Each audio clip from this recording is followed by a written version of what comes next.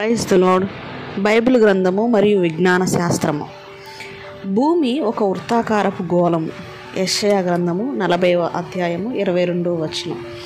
కొంతకాలానికి ముందు వరకు భూమి బల్లపరుపుగా ఉందని మానవులు అనుకుంటూ వచ్చారు. అయితే అది ఒక గుండ్రని గోళము అని ఆ తర్వాత శాస్త్రజ్ఞులు కనుగొన్నారు.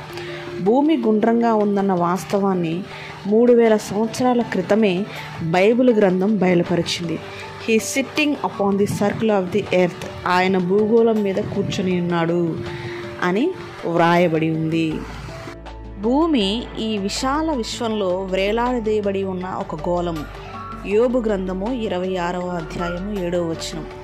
ఈ విశాల విశ్వంలో భూమి నిరాధారంగా వ్రేలాడుతున్న ఒక గోళము అనే విషయాన్ని కొంతకాలం క్రితము మాత్రమే శాస్త్రజ్ఞులు కనుగొన్నారు. అయితే ఈ వాస్తవాన్ని బైబిల్ గ్రంథం ఎప్పుడూ బయలుపరిచింది.